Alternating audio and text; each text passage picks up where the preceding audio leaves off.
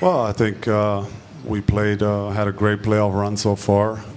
Beat some great teams, but that's the biggest challenge ahead of us. We're facing a team with three superstars and with a bunch of other players that can play and make shots around them, and they're very good defensively. So this is the biggest challenge yet. The games are decided down the stretch, and both teams are very good down the stretch. They got both teams are very good defensively, which you need. You need to lock down and get big stops, and both teams have guys down the stretch you can go to and create baskets, and that's why both teams are here, because you know, they had a great comeback against Chicago, and we had one in OKC where we finished on a 16-2 run or something. So both teams have what it takes to finish strong. So it's going to be a very interesting series. I'm not worried about my legacy without a ring or with a ring.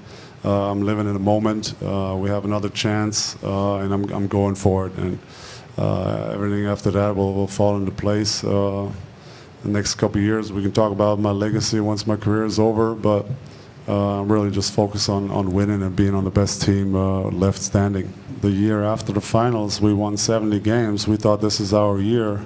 You run into a hot matchup or a bad matchup for you, some hot players. Next thing you know, your first round exit. So in this league, you never know. You never know. And it took a long 5 years to finally get back to the stage. We were kind of fortunate, I guess, to play our 2 games early. We saw them in November, December. And we haven't seen them since. So, yeah, I mean, they're playing unbelievable basketball now on both ends of the floor. I think Haslam is back now, who's a big key guy for them, a glue guy on both ends of the floor. So, yeah, they're a much better team now than they were, and they showed it in these playoffs. They got guys who can close, they're good defensively, so they got what it takes to win it all. Obviously, you would love to keep those guys out of the lane. I think that's where Wade and LeBron are at their best. When they drive, they get to the basket, they get fouls, and go to the free throw line where there's no defense for it. But you know, obviously, that's the approach of 29 other teams, and nobody really could do it, especially here in the playoffs. In the Portland series in Game 4, we blew a 20-point lead in the fourth quarter.